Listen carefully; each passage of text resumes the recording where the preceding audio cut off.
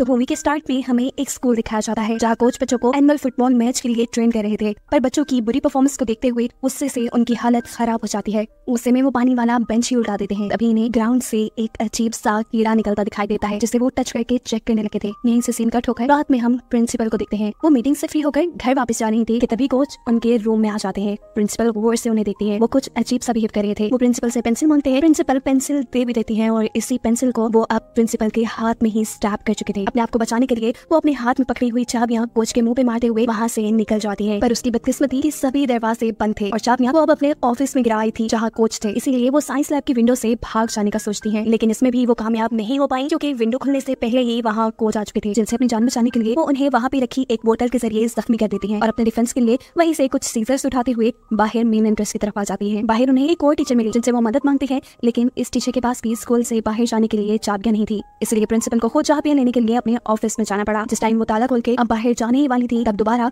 Coach उसके पीछे आ जाते हैं। प्रिंसिपल जल्दी से ही उनके मुंह पर दरवाजा बंद कर देती है। इस सारी अफरा तफरी में उनके हाथ से सीजर्स भी गिर गई, जिन सीजर्स को उठाते हुए यहाँ मौजूद दूसरी टीचर प्रिंसिपल को बुरी तरह जख्मी कर चुकी थी। खैर अगली सुबह हम दोबारा इसी स्कूल को देखते हैं जहाँ के सभी बच्चे तकरीबन बिगड़े हुए हैं। अगर केसी बेचारा अच्छा है तो सब उसे बुली करते रहते हैं। दूसरी तरफ से हर तरह के उल्टे काम के लिए मशहूर है, फेक आईडीज बनाना, ड्रग सप्लाई करना, लेकिन इन सब चीजों के बावजूद वो पढ़ाई में बहुत ही स्मार्ट है और इसी वजह से उनकी टीचर ब्रूस, जो कि काफी शाय से रहती है, वो ज़ेक से बहुत ही ज्यादा इंप्रेस है। यहाँ स्कूल के स्टाफ रूम में सभी लोग नोटिस करते हैं कि आज कोच जरूरत से ज्यादा ही पानी पी रहे थे, साथ ही उनकी हरकतें भी अजीब थी। तभी स्टाफ रूम में वो टीचर भी आती है जिन्होंने रात में प्रिंसिपल पे हमला किया था। ये दोनों एक दूसरे से बातें करने लग जाते हैं और सभी नोट करते हैं कि इनकी बातें आम दिनों से काफी अजीब थी। यहाँ फुटबॉल ग्राउंड में केसी, जो अपना लंच करने के बाद अपनी क्लास में वापस जा रहा था, तभी उसे ग्राउंड में एक अजीब सा इंसेक्ट दिखाई देता है, एक कीड़ा, जिसे वो उठाकर अपने साइंस टीचर के पास ले आया। ऐसा कीड़ा इन्होंने पहले कभी नहीं देखा था। साइंस टीचर माइक्रोस्कोप के अंदर रखकर इस कीड़े को चेक करते हैं और बताते हैं कि ऐसा कीड़ा आमतौर पे तो नहीं पाया जाता। कभी कभार ऑक्टोपस की किडनीज में ऐसे पार्ट्स देखे गए हैं, लेकिन यहाँ ऑक्टोपस का होना तो नामुमकिन था। ये कोई नई स्पीशी का इंसेक्ट था जिसे वो लोग नहीं जानते थे। टीचर अभी इस स्पीशी को देख रहे थे कि अचानक बच्चों की शरारत में उसके ऊपर पानी गिर जाता है और पानी गिरते ही वो ऐसे तड़पा जैसे अभी जिंदा हुआ हो। प्रोफेसर उसे उठाकर यहाँ पे रखे हुए एक एक्वेरियम में डाल देते हैं। एक्वेरियम में डालने पर ये सब लोग नोटिस करते हैं कि इस क्रिएचर के बहुत बारीक बारीक टेंटिकल्स भी थे। प्रोफेसर अब इस स्पीशी को पकड़ने के लिए जैसे ही एक्वेरियम के अंदर हाथ डालते हैं तो वो स्पीशी अपने आप को रेप्लिकेट कर लेता है, यानी उसने अपनी ही जैसी एक और क्रिएचर पानी में बना ली थी और इस नई क्रिएचर ने प्रोफेसर के हाथ पे अपने बारीक बारीक दांतों से काट भी लिया। मामला ऐसा नहीं था कि इसे इग्नोर किया जाए। तभी स्टूडेंट्स इस बारे में यूनिवर्सिटी को इन्फॉर्म करने का मशवरा देते हैं। सीन्स यहीं से दोबारा कोच की तरफ शिफ्ट होते हैं जहाँ उनकी टीम का लीडर, जिसका नाम है स्टैन, मोने बताता है कि अब वो उनकी टीम के लिए फुटबॉल नहीं खेलेगा। ये सुनते ही कोच को तो गुस्से से पागल हो जाना चाहिए था, लेकिन कोच यहाँ से कुछ भी नहीं कहते और स्टैन यहाँ से शॉर लेने के लिए चला जाता है, जहाँ बाथरूम में उसे मिलती है अपनी एक टीचर। उनकी हालत काफी खराब लग रही थी। वो स्टैन को बताती है कि वो सांस भी नहीं ले पा रही। इसी वॉशरूम के पास केसी भी था। स्टैन किसी को चिल्लाकर कहता है किसी को मदद के लिए बुलाने के लिए, और इतने में खुद जब वो टीचर को रिलैक्स करने के लिए गले लगाने लगता है तो उसके हाथ में टीचर के बालों के साथ उनके सर का एक हिस्सा आ चुका था। ये देखते ही वो डर गया। इससे पहले कि वो इस बारे में किसी को भी कुछ भी बताता, वो टीचर जिन्होंने रात में प्रिंसिपल पे हमला किया था, वो उसे ये बात किसी को भी बताने से मना करती है और कहती है कि उन टीचर को कैंसर है और ये बात वो किसी को बताना नहीं चाहती। स्टैन से बातें करते हुए वो लगातार बाहर दिख रही थी, जहाँ पर कोच वाटर स्प्रिंकलर्स के बिल्कुल दरमियान में खड़े थे। उसके बाद कोच और ये टीचर लाइब्रेरी के पास एक रूम में आ जाते हैं। कोच अभी भी पानी पीने में मसरूफ था और वो टीचर उसी के हाथ से पानी लेकर अपने मुंह पे गिरा लेते हैं। साथ में वो कोच से ये भी बात कर रही थी कि ब्रूमर की पूरी फैकल्टी इस एनवायरनमेंट में मारी जा चुकी है। हमें जल्द ही कुछ करना होगा। हमें अब स्टूडेंट्स को अपना शिकार बनाना होगा ताकि हम अपना काम आसान बना सकें। ये लोग इस बात से अनजान थे कि उनकी ये अजीब बातें साथ लाइब्रेरी में खड़े हुए दो बच्चे केसी और उसकी क्लास फेलो डेरेलिया भी सुन रहे थे। एकदम से इसी रूम के अंदर स्कूल की नर्स आ जाती है, जिसे देखते ही कोच शेप शिफ्ट करते हुए अपने आप को एक अजीब सी क्रिएचर में बदलकर नर्स पर हमला कर देते हैं। वो उसका कान खा चुके थे। नर्स के कान से खून आ रहा था। इतना अजीब और डरावना सीन केसी और डेरेलिया दोनों ही देखकर डर गए थे। बुखलाहट में इन्होंने शोर मचाया जिससे कोच को इनके बारे में पता चल गया। इससे पहले कि कोच उनको पकड़ लेते, ये दोनों इनको धक्का देते हुए इस रूम से भाग जाते हैं। रास्ते में नर्स डेरेलिया को पकड़ने की कोशिश भी करती है, पर केसी उसे बचा लेता है। भागते हुए अब उनके सामने प्रिंसिपल थी, जिनसे ये लोग मदद मांगने की कोशिश करते हैं, पर प्रिंसिपल सिर्फ मुस्कुरा रही है, यानी प्रिंसिपल भी इन्हीं के साथ मिली हुई है। देखते ही इनका पूरा ग्रुप केसी और डेरेलिया के आगे पीछे आ गया और अब इससे पहले कि ये लोग किसी खतरे में पड़ जाते, डेरेलिया और केसी फौरन ही स्कूल से भाग जाते हैं। जिसके बाद थोड़ी देर में केसी पुलिस को लेकर स्कूल वापस आता है। उसने पुलिस को सब बता दिया था कि कैसे कोच ने नर्स के ऊपर हमला किया, लेकिन जब पुलिस यहाँ आई तो पुलिस को ऐसा कुछ भी नहीं मिला और उल्टा किसी के ऊपर ही स्कूल पे इल्जाम लगाने का केस बना दिया गया। प्रिंसिपल ने उसके पेरेंट्स को बुलाया और उनसे कहा कि किसी पे नजर रखा करे, लेकिन केसी झूठ नहीं बोला था। ये बात डेरेलिया जानती थी, तो प्रिंसिपल डेरेलिया को भी डरा देती है कि अगर तुमने इस बारे में किसी को भी बताया तो तुम्हारे भी पेरेंट्स को इसी तरह बुला लिया जाएगा। रात होने पर अब केसी के डैड उसके ऊपर बहुत ज्यादा सख्ती करने लगे थे। उन्होंने उसका इंटरनेट भी बंद कर दिया था और उसका फोन भी ले लिया था। ऐसे में केसी अपनी रूम की विंडो से बाहर जाने का प्लान करता है और विंडो से उतरते हुए वो बेचारा नीचे गिर जाता है। है वो देखता है कि उसके सभी स्कूल टीचर्स यहाँ पे आए हुए थे और इससे पहले कि उसके स्कूल टीचर्स उसे पकड़ लेते, उसके गिरने की आवाज की वजह से यहाँ उसके डैड आ जाते हैं और उसके डैड के आने पे हम देखते हैं कि अचानक ये सभी टीचर गायब हो गए। सुबह होने पर केसी स्कूल जाता है तो नोटिस करता है कि उसके सभी टीचर्स बहुत ही ज्यादा पानी पी रहे थे। सबके बिहेवियर भी काफी अजीब थे, यहाँ तक कि एक टीचर तो उन्हें इतनी अजीब असाइनमेंट लिखने को देता है जिसके बारे में सोच भी नहीं सकते थे। उन्हें अपने हर जिंदा रिलेटिव की इन्फॉर्मेशन लिख के टीचर को देनी थी। साथ स्कूल में एयर चेकअप के लिए एक कैंप भी लगाया गया था और बहुत से बच्चे अपना चेकअप कराने के लिए लाइन में वेट कर रहे थे। किसी की दूसरी क्लास फेलो भी इस कैंप में जाने की जब कोशिश करती है तो प्रिंसिपल दरवाजा बंद कर देती है। उसे सब काफी अजीब लगा। कुछ दूर जाने पर उसने ये भी नोटिस किया कि वाटर फाउंटेन के पास भी पानी पीने के लिए बच्चों की लाइंस लगी थी। इन्हीं सब चीजों को किसी भी नोटिस कर रहा था, इसीलिए ये दोनों बात करने के लिए बैठते हैं। किसी उसे पिछले दिन होने वाले सारे वाक्य के बारे में बताता है कि कैसे कोच ने अपना शेप शिफ्ट करके अपने आप को एक अजीब सी क्रिकेचर में बदलकर नर्स पे हमला किया था और उसके बाद नर्स बिल्कुल नॉर्मल हो गई। ये लड़की इसका ये कहते हुए मजाक बना लेती है, अरे क्या तुम एलियंस वाली स्टोरीज कह रहे हो। जवाब में किसी कहता है हो सकता है कि ये एलियंस हो। और ये बात सोचते ही ये दोनों जाते हैं वापस अपनी साइंस लैब में जहाँ पहली मर्तबा उन्होंने वो क्रिएचर देखी थी। जिस एक्वेरियम के अंदर उस एलियन क्रिएचर को रखा गया था वो क्रिएचर अब गायब थी। यहाँ पर डेलेलिया भी थी और ये सब इसी केस को डिस्कस कर रहे थे। केसी यहाँ उन्हें कहता है मुझे लगता है कि ये सब एलियंस है, क्योंकि डेलेलिया और केसी ने तो कोच की बातें भी सुनी थी। अब बाहर खड़ा हुआ सेक और एक और लड़की भी उनकी ये सारी थ्योरी सुन लेते हैं। अचानक से सेक अंदर आता है तो उसकी हालत काफी खराब हो रही थी। वो इन लोगों से कहता है कि उसके ऊपर एक एलियन ने हमला किया। ये सब घबरा चुके थे, लेकिन असल में सेक सिर्फ इनकी थ्योरी सुनकर इन पे ही प्रैंक कर रहा था। इनके अलावा केसी की ये थ्योरी उनके साइंस प्रोफेसर ने भी सुन ली थी। वो भी अब अंदर आते हैं और केसी से उसकी ये एलियन वाली दी हुई थ्योरी के पीछे एक्सप्लेनेशन मांगते हैं। ये लोग जब प्रोफेसर से उस एलियन क्रिएचर के बारे में पूछते हैं जिसे इन्होंने एक्वेरियम में रखा था तो प्रोफेसर जवाब में कहते हैं उस क्रिएचर को तो उन्होंने यूनिवर्सिटी रिसर्च के लिए भेज दिया है। ये सुनने के बाद सेक इस रूम से बाहर जाने लगा था, लेकिन तभी ये प्रोफेसर एकदम से उसके ऊपर हमला कर देते हैं।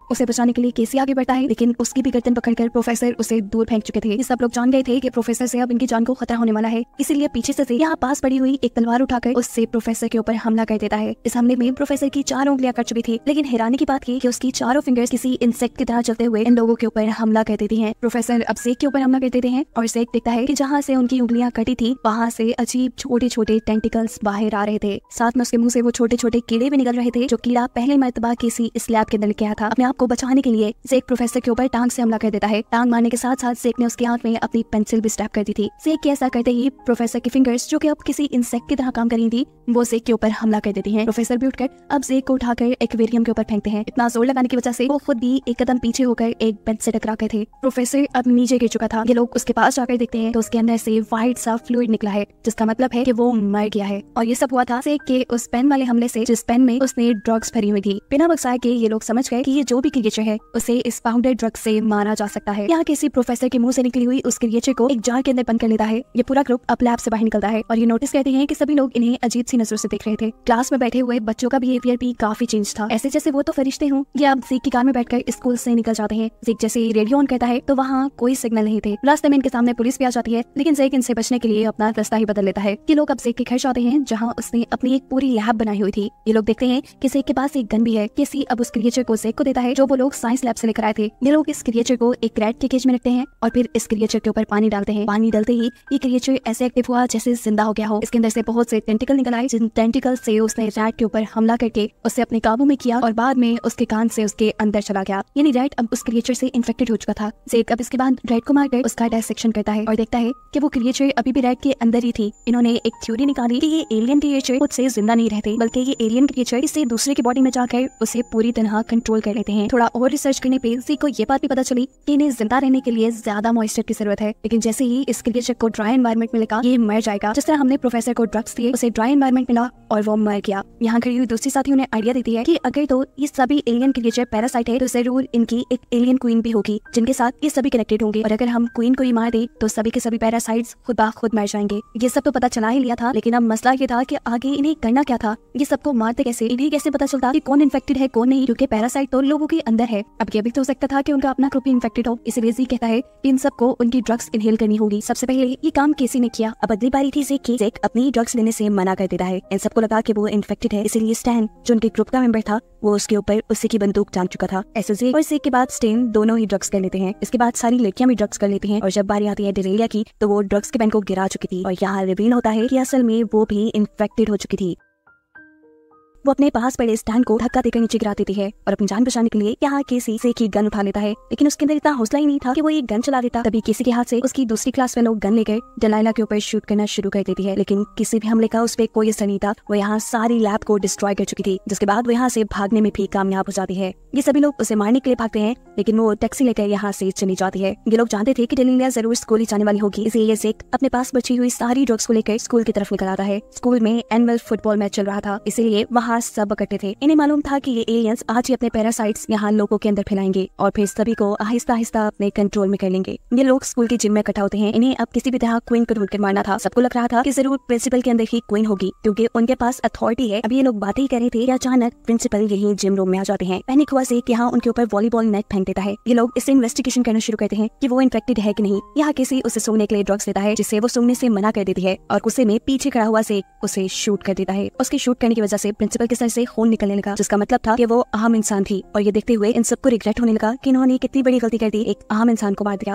अभी ये लोग ये सोच रहे थे कि अचानक प्रिंसिपल दोबारा खड़ी हो जाती है और उसके अंदर से बहुत से टेंटिकल्स निकलने लग जाते हैं, यानी वो अब एक क्रिएचर में बदलने लगी थी। ये देखते हुए डरकन उनकी ग्रुप की लड़की प्रिंसिपल के ऊपर अपनी सारी ड्रग्स फेंक देती है, जिनसे वो मर तो गई, लेकिन अब इनके पास ड्रग्स भी खत्म हो गई। अब इन्हें मालूम करना था कि क्या एलियंस ने अपना प्लान पूरा कर लिया, वो भी सारी ऑडियंस के वापस अपने घर जाने से पहले। और इस चीज का पता चलाने के लिए स्टेन यहाँ से बाहर जाने का फैसला करता है, जहाँ जाकर वो देखता है कि पूरी फुटबॉल टीम बाहर बारिश एंजॉय कर रही है और कोच के मुंह से बहुत से टेंटिकल्स बाहर निकल रही हैं। यानी ये सब के सब अब क्रिएचर में बदल गए, एलियंस बन गए। कुछ ही देर बाद अब स्टेन वापस इनके पास आता है। ये लोग उसके पास ड्रग्स फेंकते हैं ताकि वो इन्हें सूंघकर प्रूफ करे कि वो इन्फेक्टेड नहीं हुआ, लेकिन यहाँ स्टेन उनका सारा का सारा पाउडर वेस्ट कर देता है। ये लोग समझ गए कि वो इन्फेक्टेड हो चुका है, लेकिन अब मसला ये था कि इनके पास बाकी पाउडर खत्म हो गया था। ज़ेक इनसे कहता है कि हमें यहाँ से बाहर निकलना पड़ेगा, हमें कार तक जाना पड़ेगा ताकि हम और पाउडर ला पाए। ये लोग यहाँ से बाहर निकल तो गए, लेकिन कार तक पहुंचना बहुत मुश्किल था। सामने से ये लोग देखते हैं कि फुटबॉल टीम भी आ रही है, जो कि पूरी की पूरी इन्फेक्टेड है। इनसे बचने के लिए ये दोनों एक बस के नीचे छुप जाते हैं, लेकिन ज्यादा देर भी अब ये लोग यहाँ छुप नहीं सकते थे, इसलिए केसी बस से बाहर निकल गए उन फुटबॉलर्स के सामने आ जाता है,